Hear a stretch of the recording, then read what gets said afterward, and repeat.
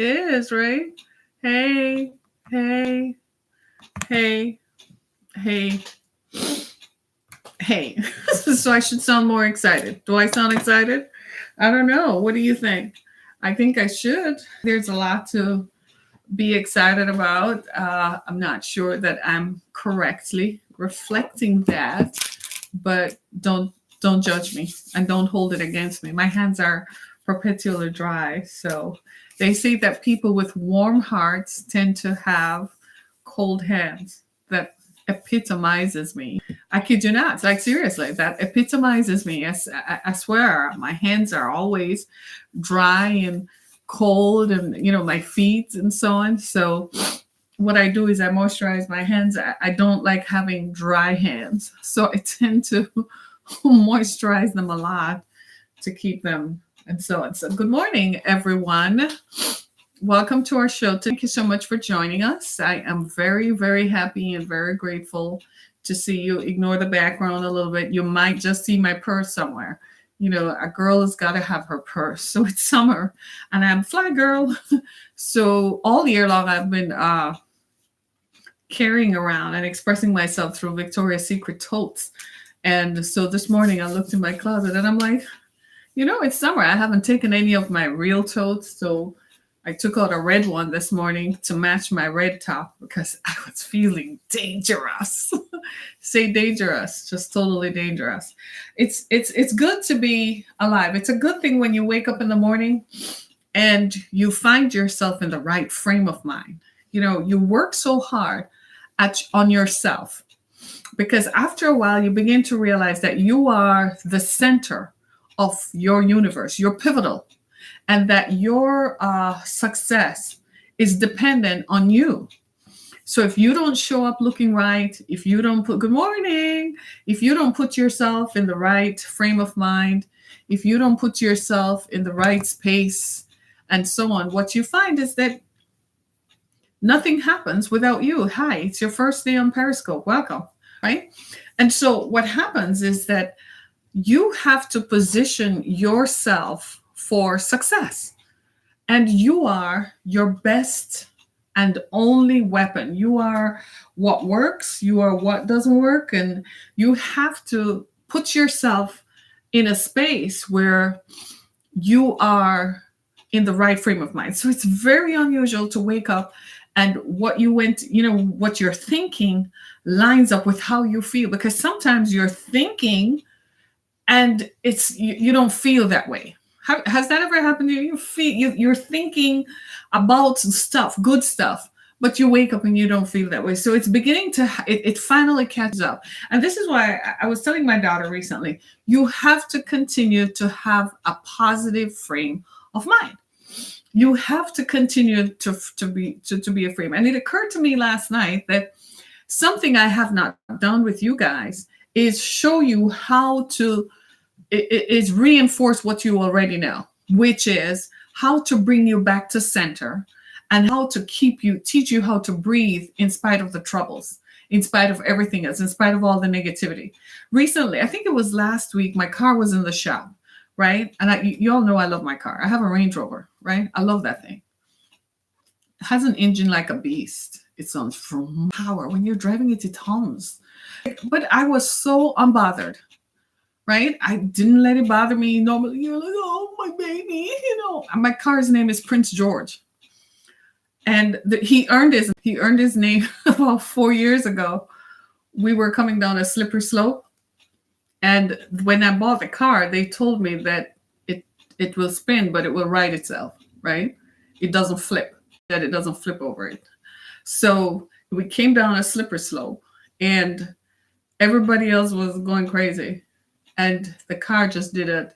It didn't even do a 360, it did 180 and lined up back. It just turned because we hit a slippery slope. And what happened was I didn't use the controls that are in the car. You're supposed to put it on a different setting if you're driving through snow and stuff like that. I didn't change the setting because I didn't know that it would be icy, right? So when it took us home that night, it earned its name, Prince George. I'm like, it was a prince. It took us home. And it has taken us through many winters, many snowy, icy, freeways and so on because we live in the Midwest and so on. So it's earned its name. So last week my car was in the shop. I wasn't even bothered or worried about it. I had a deadline that I needed it to get out by. And, they took a few days because they had to get the part and stuff like that. Okay. Unbothered. I have the space in my bedroom where I pray. You see, once I hit that spot, I just need to start. We all need to create that kind of atmosphere in our spaces, in our living spaces, even in your office where you work every day, right? Even if all you have is a cubicle, people should feel a certain sense of peace when they come near you. It's amazing to me. My children will tell me that I can get stuff out of people. I'll be like, give me 30 seconds with someone. I'm going to get them to tell you something, to learn. You're going to learn something about them you never knew before. Give me 30 seconds. You have to have that atmosphere in your living spaces. Create that space in your mind, in your home. Even if you live in an apartment, and some of you are like, well, Harriet, my house is small. Okay, so is mine. I live in a bungalow. And it's the coziest, nicest, well-decorated, well-appointed space that you can occupy, right? Right? So it doesn't matter where you live. Sometimes we attach too much significance to these things. It doesn't matter, folks. You got to get around the idea that you don't chase stuff, right? You got to get around that idea. It doesn't matter where you live. At the end of the day, trust me, we're all going to lay down in a pine box in a tomb somewhere or in an elevated dais somewhere. And then so what? For all the living spaces that you occupy that were lofty. We tell ourselves things that for me to be happy, I have to live in this house, this size house. For me to be happy, I have to. You know what happened to me? When I was growing up, I used to say those things to myself, that I had to live in a big house and I had to have these many people working for me. And I wouldn't do my laundry. Yeah, that was a reality for me for many years, right? And you had help, live-in help. I had a live-in housekeeper for many, many, many years. And I told myself that that's what was required to be happy. And yeah, I succeeded. I had that. I had a house. I had a tennis court so you could go back there and knock a few balls if you wanted to. I hardly ever used it, but thought I needed it, right? Do you see what I'm saying? Had a 35,000-gallon swimming pool out there. Went in there like, I'm not a swimmer. So I'm not a real swimmer. So I don't enjoy the pool, getting your hair wet and so on. So I just go in there and paddle and sit with my feet in the water. And then at nights I would sit there because the pool had built-in tables. So there were concrete tables where you could sit. And I would just sit there and look up at the stars. And I think what I enjoyed the most out of it was the wind, the sound of the wind on the water when, the way, it would lap the laps and so on. Thought I needed that to be cool and to feel happy. Still wasn't happy. I kid you not. Lived in some of the nicest houses, lived in nice houses, thank God, right? Then I thought I needed to live in an even bigger space. So we got a 3-car garage one next. Behind a gated, what do you call it? Gated space, like the gated thingy that people do, right? And still wasn't happy. Still wasn't happy. So none of those things connote happiness. At one point, my walk-in closet could hold a twin-size bed. That's how big it was. My closet could hold a twin-size bed. You could put a twin-size bed in it and walk around it. That's how big it was. I had stuff on the shelves, and you separate your clothes by length and colors. So you had, to this day, I still do that, separate my clothes by colors, all the pinks together, all the reds, all the blues, and so on. Yeah, still was not happy. I could walk out onto the pool deck from my bedroom, walk to the pool deck from my living room, walk to the pool deck from the family room, right? From the family, the kitchen, dining room. The dining room was separate, but the eat-in kitchen, where you eat every day, had a butler's pantry with all the all the stuff. Still wasn't happy. Had paintings and oriental rugs, still was not happy.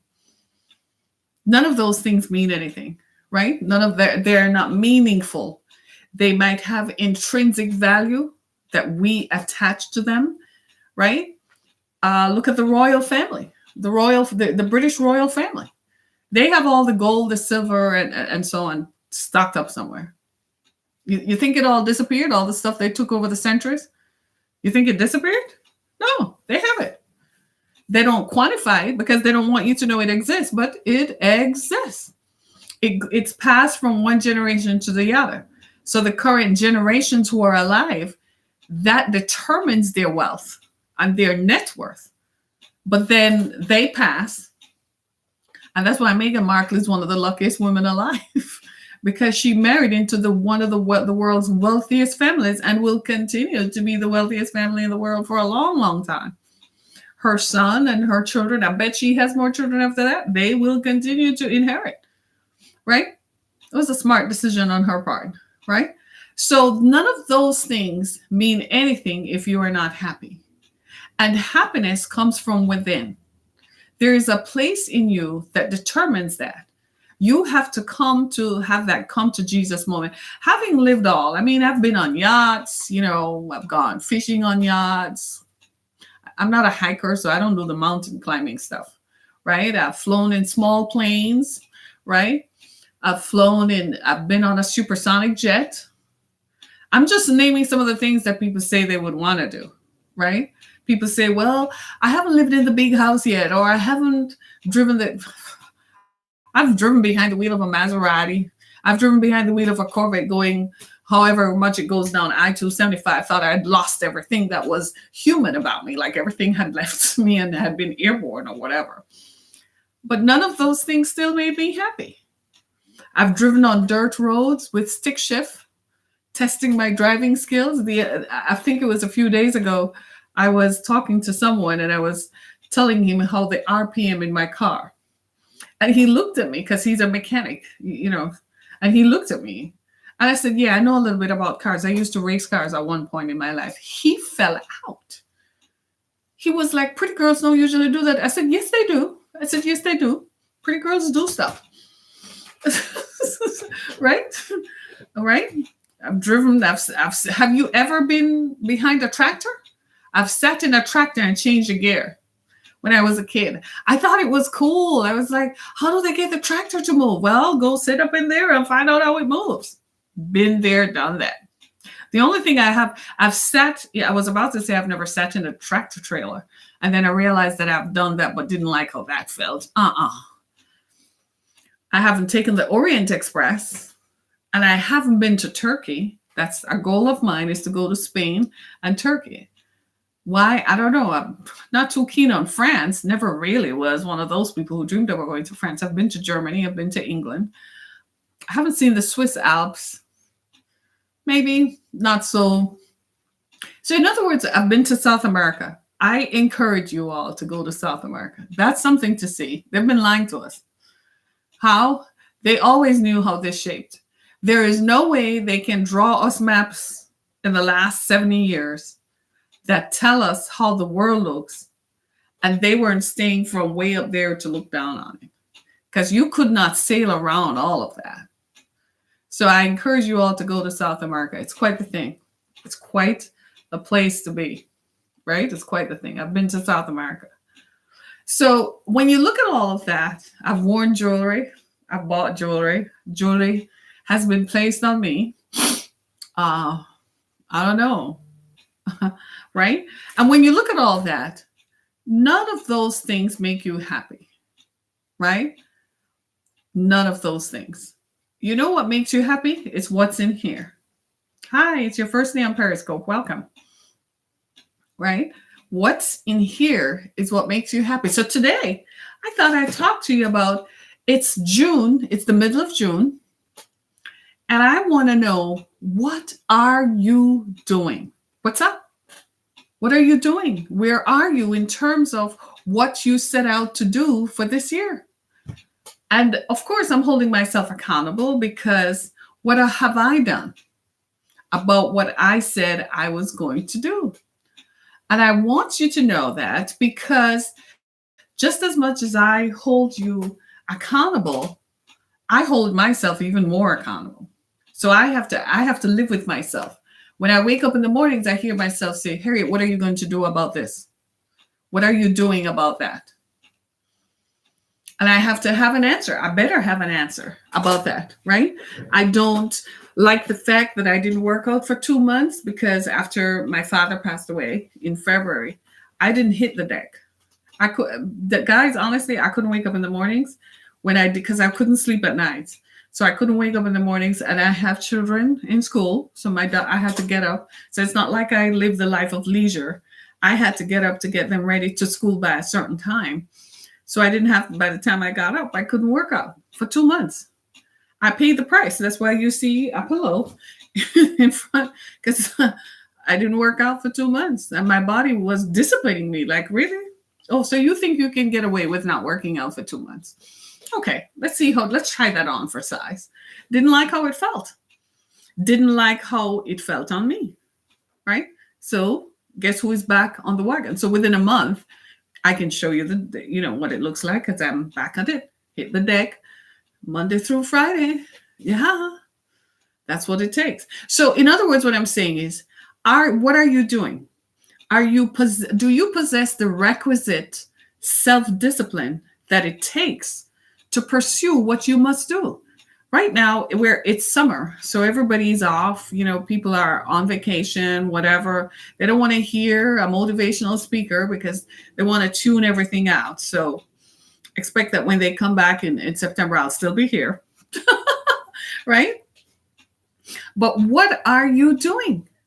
I have to ask myself this because at the top of the year, I set certain achievable goals, right? I said, these are some of the things that I want to do. And I have to ask myself, well, where are you? So this morning I called a friend of mine and I said, my next book, After the Fire, is due out in the fall. I want to bring it out in just about Black Friday.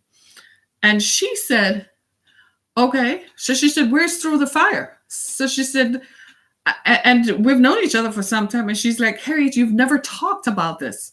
She said, what you're telling me now, I never knew about you. So I said, well, I don't talk about myself. I don't toot my own horn. I say maybe just enough. I said, but the other people knew that. I said, part of the reason why we encountered so much resistance was the other people around you knew, but you didn't because I didn't tell you. And she's not online savvy. So she's not going to go www.harrietkemmick.com. She's not going to do that. You see what I'm saying? She's going to just take you at your word.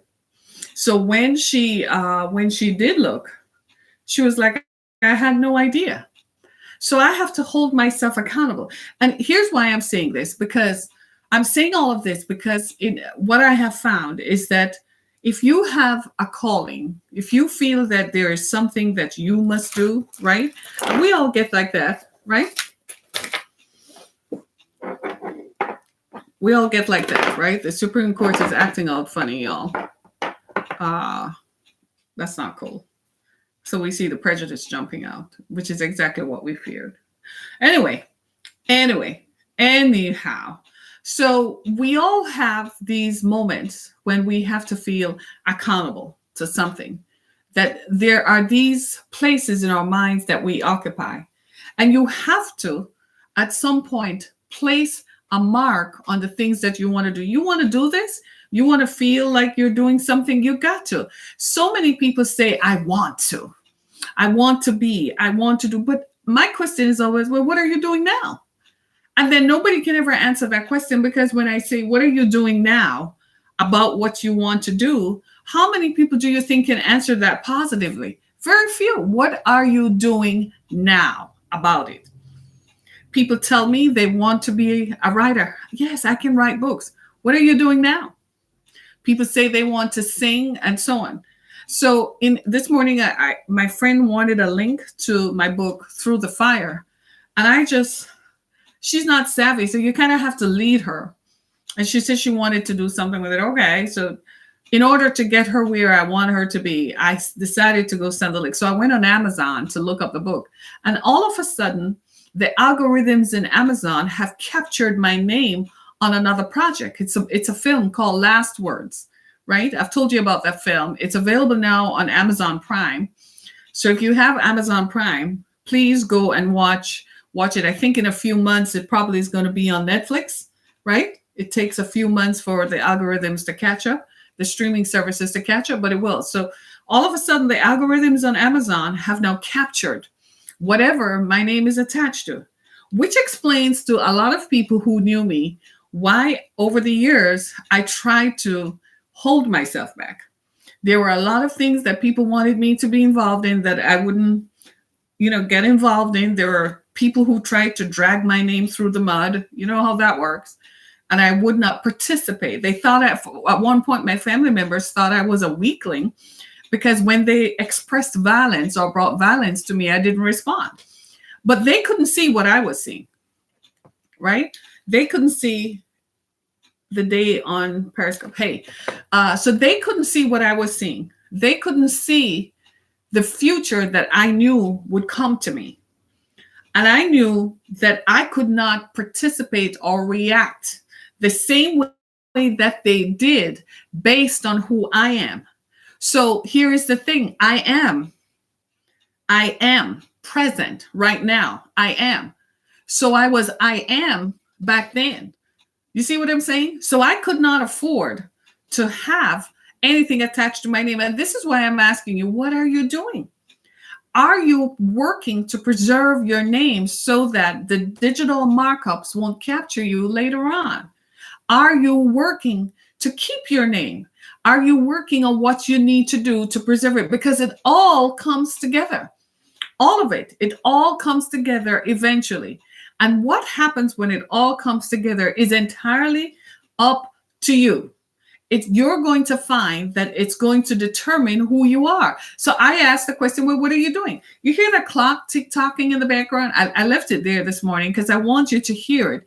Tick-tock. That's the time that you have. Now, if you've ever heard people in jail, you've ever heard their stories, or when they come out of jail, the only thing they have is time. The one thing they did not value while they were free is time. And then they go in jail and all that they have is time. And now suddenly they realize they have wasted their lives. They have wasted their time. So that's why I'm asking, what are you doing? You don't believe me? Think about it. We people have not attached value to time, right? We think that's why you go to work and work for $15 an hour, even though you have a master's degree, because you don't value time. Time is a commodity. Time, we have no hold on it because we have no control over it. We have no control over the tick-tocking. We have no control over time moving forward. It's going to be 10 o'clock. It's going to be 11, 12, 1, 2, 3. We have no control over that. We can't stop it. They tried to use the atomic clock, which is the Earth's ticking mechanism. Deep down, it goes tick, tock, tick, tock, the marching of time. And what happens is we try to control it as human beings, but we have no control. We're still going to age. We're going to be born. We're going to grow up. We're going to get into puberty. We're going to get into young adulthood. Then we become adults. We start having children ourselves. And we're going to tick, tock, tick, tock. So you see all these young people out here acting crazy, doing crazy stuff. They don't respect time. They've never really sat down and listened to tick, tock. They've never heard time. They don't have any value placed on time. You know what? They think it's expendable. They'll be young forever. They think they're forever going to be young. And guess what? That tick, tock just keeps ticking and talking until one day they stand before a judge and a sentence is given and they end up behind bars hearing tick, tock, tick, tock. And now they have respect for it because now they're looking at the time when they will get out of here to come and tell everybody else, respect the time. Tick, tock. Do you understand what I'm saying now? Do you see where I'm coming from? You got to respect the time. One of my biggest pet peeves is when people do not respect my time. If you tell me to show up at 3 o'clock, I'm showing up at 3. Maybe I'll be sitting in my car from 2:45 or 2:50. If I walk in 5 minutes after 3, something doggone happened. But I am going to be there. And one of my biggest pet peeves is somebody not respecting my time, because I understand that there is a mechanism that predetermines time and I have no control over it. It goes tick and it tocks and it ticks and I don't have any control over it, and it frustrates me because I have no control over it. But what I know that I can do is manage it. How do I manage it? By spending time doing what I'm called to do. So that's why I'm asking you, what are you doing about what you've been told you should do? Check this out. You think this is a joke. We don't spend enough time thinking. We're too busy. We think we're gods. All of us, men and women, we think we're gods. We think that we are the shade. We think we're the ish. And we think we're so the it stuff. We think we are in charge. We think we're gods. You ever seen how we sit sometimes? We're wealthy and we're billionaires. So we sit down and think like we're gods. And still the mechanism is going tick, tock. The master of time is still ticking down. All those people who spend time sipping mimosas on yachts, wasting their lives away, snorting cocaine, pushing up stuff in your nose, drinking from bottles. Tick-tock is your time. Wasting your life away. Tick-tock. Jumping from bed to bed to bed. Tick-tock. All these people giving up their bodies. Tick and tock and wasting time. And one day you laid up in a hospital and they tell you it's over, and tick-tock starts counting down your time. And that's when you live in regret land. And you start saying, oh my God, I should have done, I woulda, coulda, shoulda, coulda. Too late. Now is the time. Now you got the time. Let it tick and tock and tick-tock in your favor. Master it, manage it, and do something with it. Don't just sit there. So many people talk about they go to work. You know what they're doing at work? All of you. What are you all doing at work? Watching online porn, playing video games, going to websites, doing nothing when you could be sitting there with a book, writing down your ideas and going tick-tock. And then one day you have nothing. All of you sitting there jumping around from one man, one woman to the other.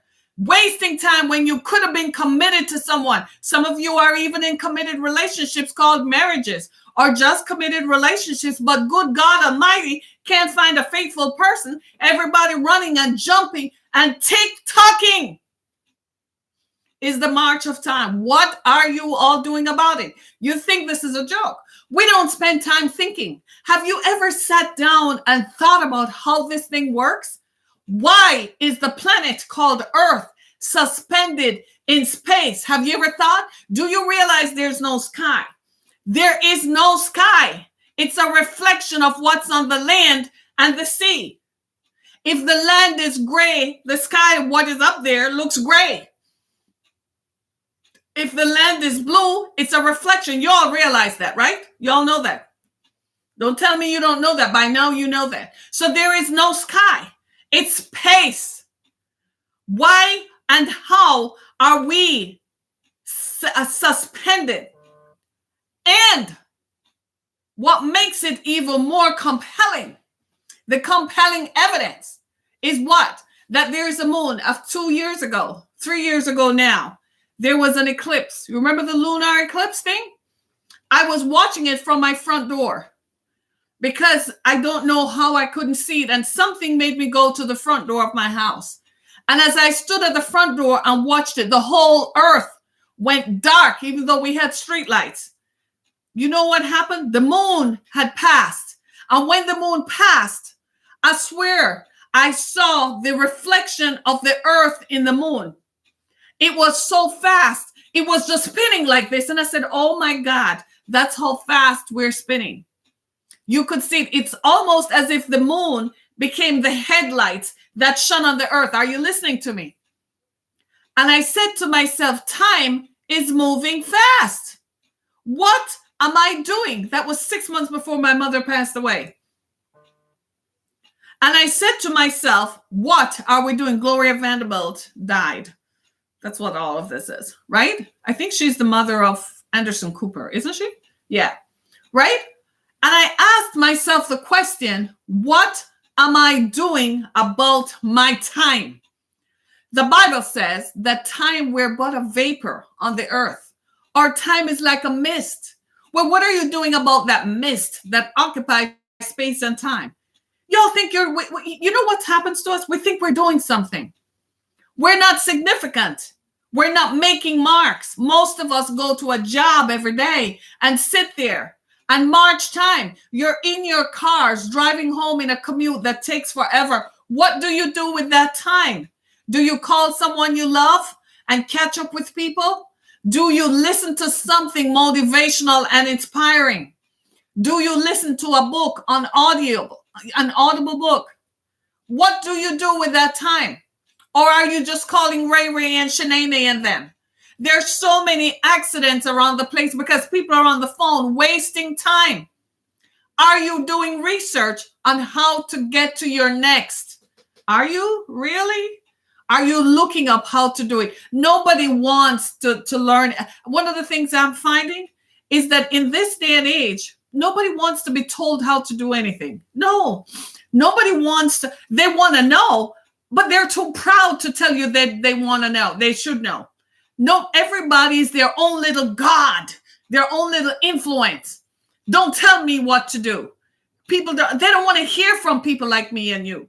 Frankly, have you tried that? You found that. They don't want to hear because everybody thinks they're their own God. And all of us are subject to tick-tock. You think I've mastered it? I'm not the master. The difference is I have come to accept that time is bigger than me. It's a motion that I have no control over. All I can do is manage my time, manage what I'm supposed to do. So when the judgment comes, they find me doing what I am supposed to do. That's all that I can do. That's what I recognize about it. So I don't waste my time. I have my downtime. When I say today or a few hours, I'm not doing anything. I'm downing because I'm freezing my brain out. I'm giving myself some time, right? I have time when I go pay some attention to me, right? I have to take care of myself. If I don't take care of myself, I won't last for my children. You see what I'm saying? So what are you doing about your time?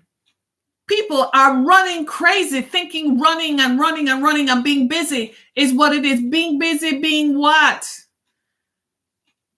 Be effective is the best way to be. I used to do this and do that, and then I'm like, you're stressing me out. I'm too tired. No, I don't need to be there. No, I'm not going there. That's not necessary. Let me stay here and do this. So I've confined myself only to what is important. People don't want to hear that anymore because everybody's their own God. We have a generation of young people who have completely forgotten the sacrifices of the past. They're forgotten about World War I. They've forgotten about the Civil War. They've forgotten about the Spanish-American War. They've forgotten about World War II. They've forgotten about the Korean War. They've forgotten about the Vietnam War. They have forgotten, for crying out loud, about the war in Afghanistan, the war in Iraq, the Gulf War. Remember the first Gulf War in 1990? Anybody remembers that one? We have a generation today who have forgotten the sacrifices that were made, and we don't reinforce it. Because they tell us they don't want to hear that. We have a generation today who think the past is irrelevant. When I was growing up, we were respectful of our elders. So whatever they told us, whether we liked it or not, we listened. This generation today are oblivious. Who are parents? Talk to who? You can't tell me nothing. You don't know nothing. If you don't know how to post something on Instagram, you are insignificant and you are irrelevant. They don't want to know nothing. And so they're growing up blindly, choosing to follow people who can't help them not One bit. So they're in a vacuum because if something comes along, they're not equipped. You don't believe me? There's a show on Netflix you all need to watch. It's called The Society, right? It's about a group of children who were left behind, or at least that's what they think. So what happened is one day they all grew up privileged, right? They all grew up privileged, black, white, red, yellow, and everybody. They grew up in a small town where their parents made all the decisions for them. Their parents made money, set money aside. They were just living on going to high school. They didn't even have good grades because it was not required to be them. They were too cool, right? And one day they all got on a bus on a field trip and never went back home. When they got back home, they found the houses where they lived in the town was emptied of all adults, and all who were there were them. It took them a month to figure out that they had to make changes. They didn't know what to do. They had no tools, no life skills, I call it, to know how to live. And it's a commentary. It's satirical because it's a commentary onto children today. We babied them. Oh, little Johnny. Oh, little Ashley. Oh, little baby. You're so my baby. You don't need to do that. Let me do that for you. So we have not taught them life skills, how to shape life and how to mold life. They don't know what to do with time. Time is ticking. They don't have a clue. They're in their rooms on Instagram. They're in their rooms on Twitter and Instagram doing this all day. Not a clue what to do. Never learned anything. We never taught them how to pattern themselves after us so they can take over. We just told them that we'll do it all. So what happens is they found themselves having to make decisions. They didn't know what to do. So they said they have to go back. They thought that the earth had altered its axis, so they were on a different planet. But then in another part of the show later on, we found out that the parents thought they had all died in a bus accident in the school trip. You know what happened? They're learning a lesson. Somebody is teaching them a lesson. And that's the lesson that we all have to teach our children today. They don't know what time is. I have a 16-year-old. Last week, she was in a project at school. And the person whom she was in a group project with, his job was to print the materials off. They closed it out. She did her part. He did it. All he had to do was to print. You did not tell her he couldn't print it. The next morning, she's on her way to school. 10 minutes before she gets to school, he texts her to tell her he didn't print it. He didn't suggest to her that, can your mom take you to Kinko's, or let me try going to Kinko's to print it? Do you have a printer at home? Nothing. He kind of just left it up to her to figure it out. She was furious. I smiled. I said, you know what's happening to you? You value your time. And he wasted your time because he could have had the forethought to think that this was a problem and come to you with a solution. Instead, he dropped it in your lap for you to figure it out and find a solution, and wasted your time because you could have been on your way to school. He wasted your time, and now you know the value of time. And I said, I'm happy.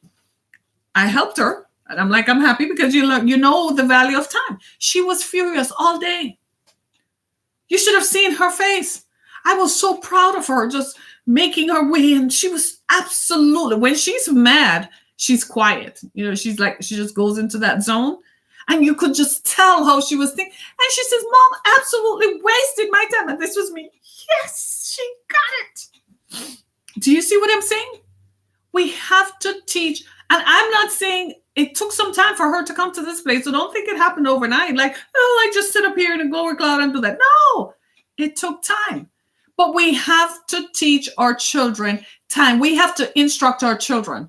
We have to tell them that success is not overnight. We have to tell them that you build and build and build. We have to show them the way. And not just our children, the ones we give birth to, but the people around us. We have to show them that. And we ourselves have to demonstrate it by how we live. Don't waste your time, even when you're at home. Don't just lay up on the couch. Do something while you're there. Talk to people. Turn the TV off and think. Most of us run from ourselves because we don't want to think. Because maybe if we think, maybe stuff will go wrong, kind of like. And sometimes you're like, I really don't want you to think, because when you think, stuff goes wrong. So don't think, baby. Don't think. Don't think. But time. We have to get to the place where we respect the tick tock of time. We've got to get to the place. The second thing I wanted to talk about is, what are you doing? It's June of 2019. We're halfway through 2019. Is this going to be another year where you absolutely realize you haven't done anything, so you might as well quit? Is this going to be another year when you have nothing to show for what you said you were going to do? Is this going to be it? Is this just going to be a nothing year? Do you really think you have the time to say this is a year where I don't do anything? I tell you, it's not. Do you know young people are dying? A few days ago, we were driving through Berkeley down into Oak Park, and we saw so much police activity. I think today's Monday, so it had to happen Saturday. There was so much police activity. I'm like, something must have gone terribly wrong to see so much police. Turns out a 29-year-old man killed his young brother-in-law. Tick tock. When I heard that, when I read that, I said to myself, his time is up. His time of freedom is up. What is he going to do when he finds himself behind bars and has nothing but time to weigh on them? Have you ever thought about that? That's what happens to people when they go to jail. They have all the time in the world to sit there and think, and now they realize how much of time they had wasted. Time is significant. You know why? Because you can't bring it back once it's gone. Time is significant because that's the only commodity that you have. Place value on your time. You're an entrepreneur. Place value on it. So they want you to do something. This is my fee. Set yourself up. Have an invoice, right? Set yourself up. Put yourself in business if you're in business. This is what I charge. If they don't like it, keep it moving. And keep it moving. But this is you. Time. Make your time significant. I don't spend time with people if you're not significant, if they're not significant, right? So you're in my space, you're in my space. I'm talking about my intimate time, right? I'm not talking about the time I spend with you. You're significant, right? But my intimate time, if they're not significant, no, because I don't have time to waste. I value time. Giving you my time is valuable. I don't have time to waste. You have nothing else to do. I do. I can't afford time. It's all I have. I work out in the mornings. Time. I spend time thinking. Time. Time strategizing and planning. Time. Time executing. Time. Right? What are you all doing? When I look back, you've got to get to the place where you say to yourself, what do I have to show for the time I've been here? I kid you not. Can I just tell you the truth? I'm just going to be honest with y'all. I am so grateful. Oh my God.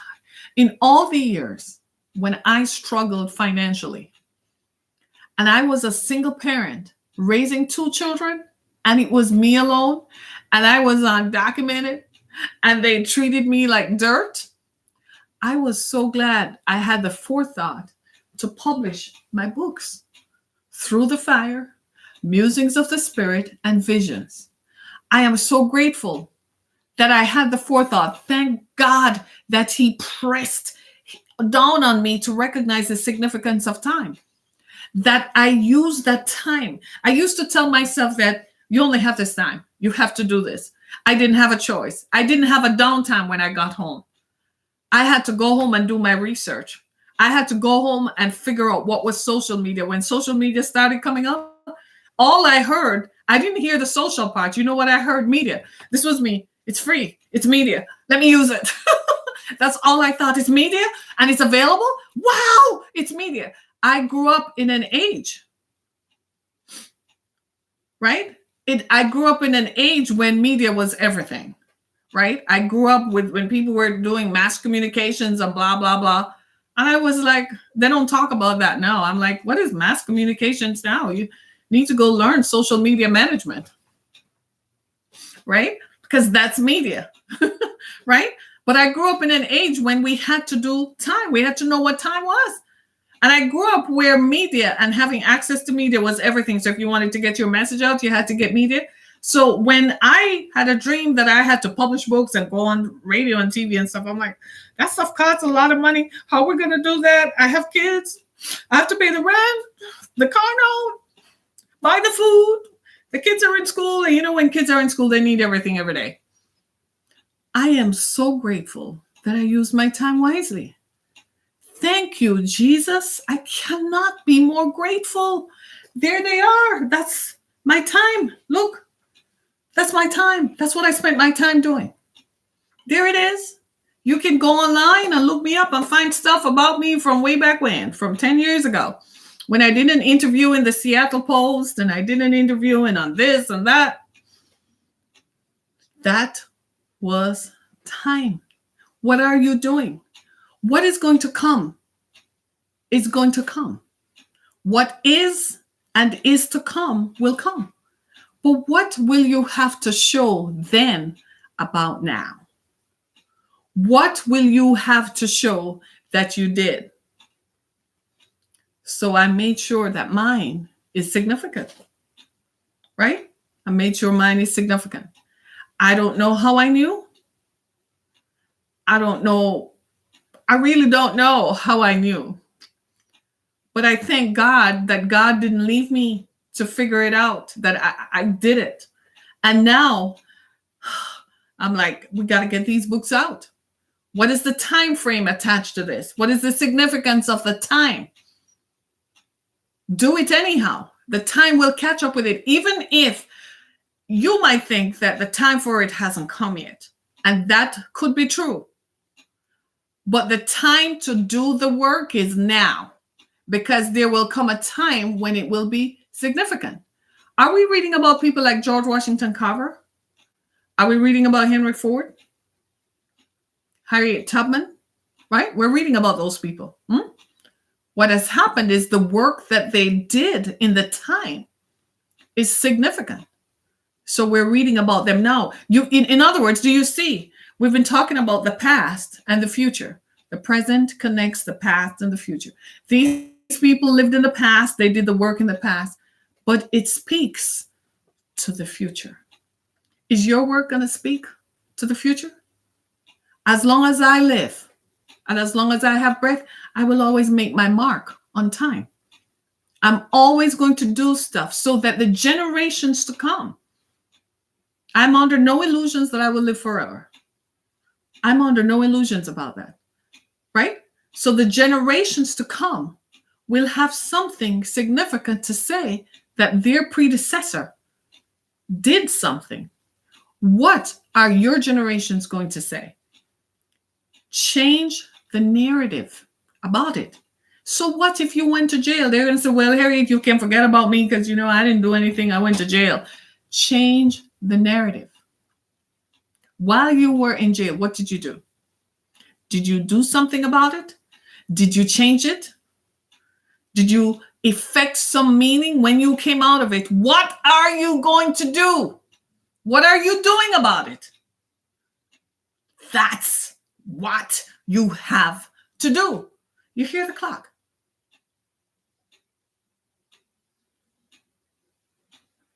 Tick, tock, tick, tock. It's ticking. Tick, tock. Listen. Tick tock. It's marching. Even right now as we speak, it's marching. What are you going to do? So get busy, right? Get busy. I have things to do. You have things to do. Make your time meaningful. Make your time meaningful. I have something to show for the time that I've been on this earth. There's something that defines my legacy and my time. What's going to define yours? And I don't say that easily because I don't even like the word legacy attached to me. Too young for that. Too young. I'm 28. Forever. Right? Too young. Don't want to think about that. But at the same time, I'm conscious. Tick tock. It's passing me by. Ain't passing me by. I'm doing something about it. So my challenge to you is do something. It's June. It is June. It's 6 months into 2019. What are you doing? What's up? What's up? You're all entrepreneurs. What's up? Some of you have the greatest ideas. Why is it just in your head? Why are we not seeing it? Please bring it. It is available. Do it. It's amazing to me. A friend of mine told me this years ago that folks in other parts of the world who don't have access to the internet like we do, they develop and create apps. You know that, right? And that's how come the governments of the world go and snatch them and bring them, right? You know how they do that? They figured out if they go on a mountaintop or go out in the desert, when the satellites are passing by, they develop their own mechanisms that capture the satellite to provide them with access to the internet so they can upload stuff. They are listening to TikTok. They're on a march. They're doing something. Right? Tick tock. Tick tock. What you doing all day? That's all you're going to hear is me saying tick tock. Tick tock. Come on. Tick tock. March. Tick tock. The time is moving. What are you doing about it? What are you doing about it? Do something. Don't just sit back. Don't tell yourself gray hairs mean nothing. It means that your hormones change. That's all. See mine? I have them too. But I do color them. I color them as quickly as they emerge. You best believe, right? Because I am going to present my best self every time, at every turn. So gray hairs mean nothing, baby. Age means nothing. Tell yourself that. Talk to your body. Even our bodies are reflective of the time. Talk to your body. I am young. My body is 28 years old all day, every day. That's what I tell myself. But you know what else I tell myself? That I am making my mark. I kid you not. I have something to show. What about you? What about you? Where's yours? Show it. And show it with pride. Show it with something in you. Let that light shine and gleam as you show that you are proud of something that you've done. I come from nothing. We weren't born rich. They just had some land somewhere back up in the inner lands of the country I was born. We come from nothing, right? To come to this country and do something is something. All of you born here, you take it for granted. You don't do enough. You have the opportunity. Carve it out. I felt like they were pursuing me. My ex-husband certainly was. And I felt like I had just this much time. Yesterday, we were at the dinner table talking, and my youngest daughter said, Mom, don't make excuses for anybody because you did it. She says, stop. She was like, stop, Mom. Don't try to excuse it because you found a way to make it work. They can. And I was like, and she's like, no, Mom. She's like, no.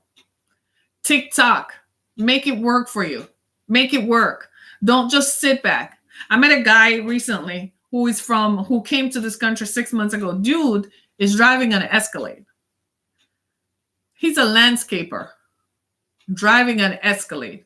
I said, how did you do it? He said, I never took a break. He said, I don't have any idea what time is, ma'am. He said, day or night means the same thing to me. It's hours. I don't sleep. I sleep for 2 hours in my truck, and that's all I need. TikTok. He motivated me. You know, I went back home and I sat down and said, what are you doing, Harriet? I said, what are you doing? Sitting here thinking all is well. We get caught up in this laissez-faire attitude.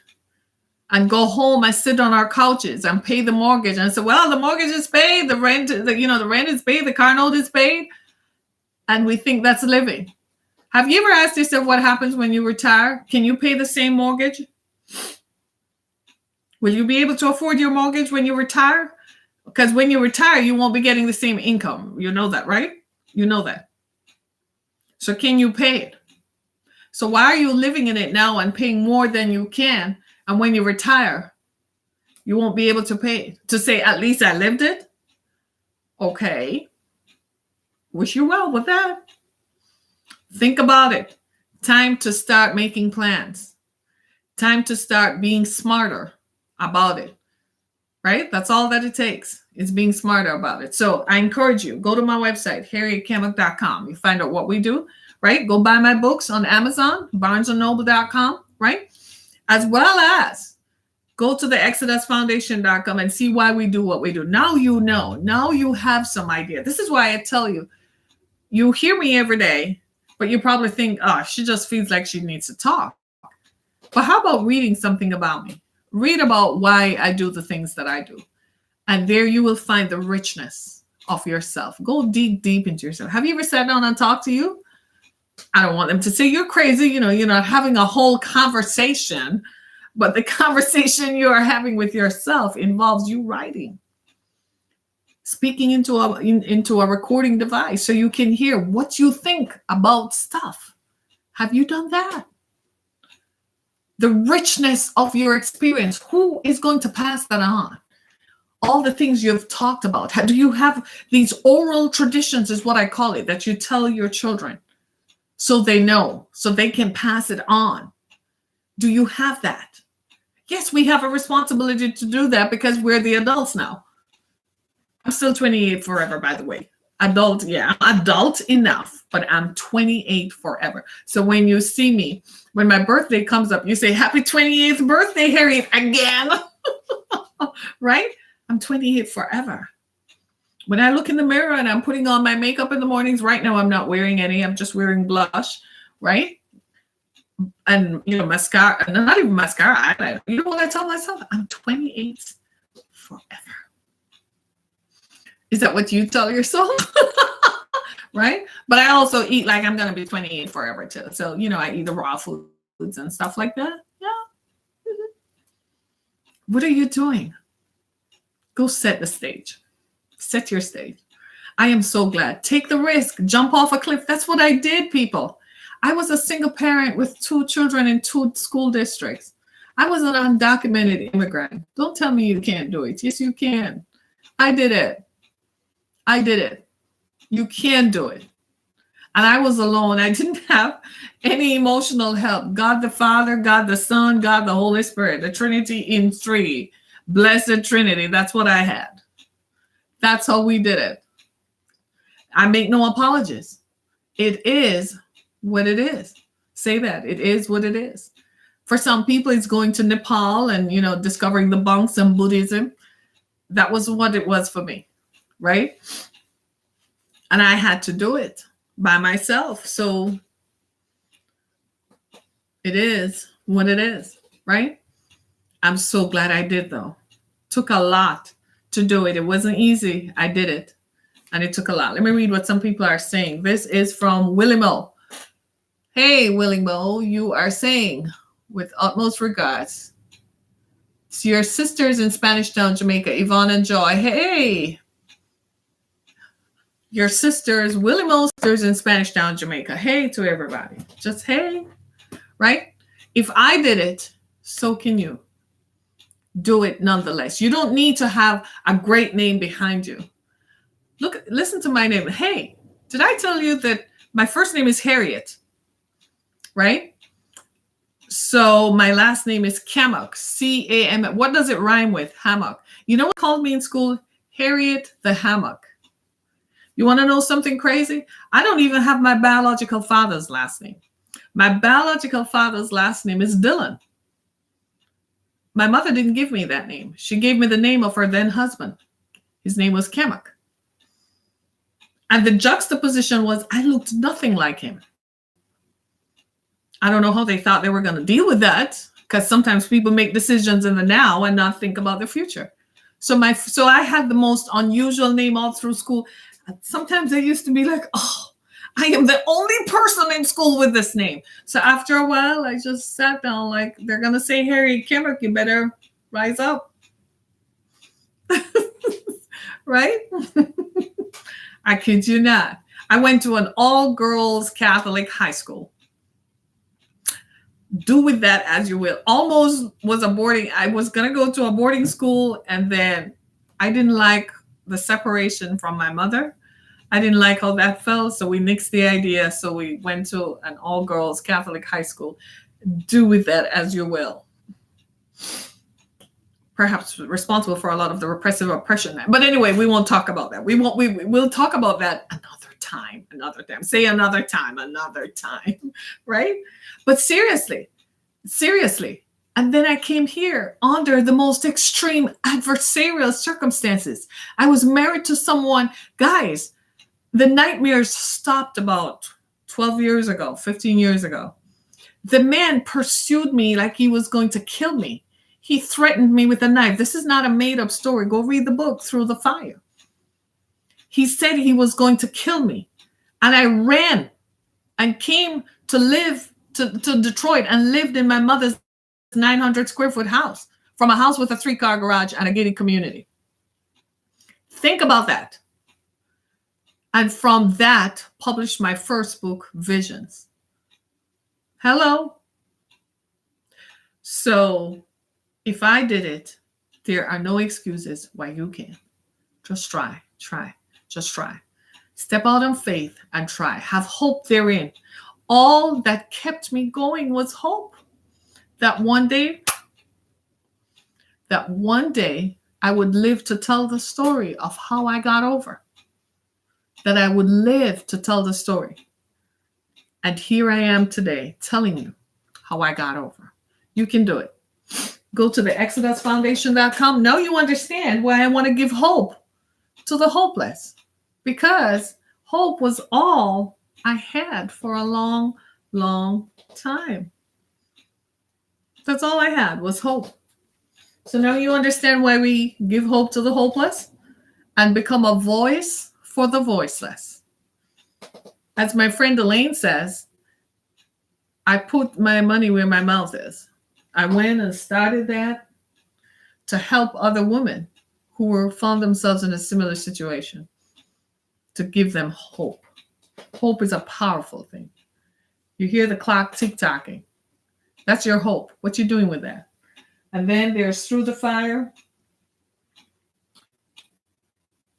And there is Musings of the Spirit, and there's Visions, which started it all. Right? So when you go to my page, I'm going to post the link on Amazon. And when you see it, that's what you stand for. Right? Do something. I encourage you. I love you all. I want to see you succeed. Hey, I want to see your name up there. I want to see you succeed because it feels good. And you leave something behind. You know, people don't mess with you when they see you have something. They come at you, but you don't. You just let your record speak for itself. When people start talking, you just stop talking. When they start criticizing you, I've learned to shut up. My record will speak for itself, right? Thank you so much, everybody. Remember to go to the ExodusFoundation.com. There you'll find more information about me. You can always go to Google, an impressive tool, by the way. My books are translated in other languages. So if you're in Turkey or India, Bangladesh, Sierra Leone, people from all over the world, and to hit my website, you can find my books translated in languages pertinent to that area and that region. Right? So make sure you join us again tomorrow on our next broadcast as we continue to talk about these and the subjects that matter. Thank you so much. Let's see what people are saying. Right? Hi. Right. Make sure you join us. Make sure you come back and see us. Thanks, everybody. Thank you so much, everybody. Be blessed. Be blessed. Be blessed. Thank you, Jesus. Thank you. See ya. Hey, I like to see. That's what I like, saying goodbye.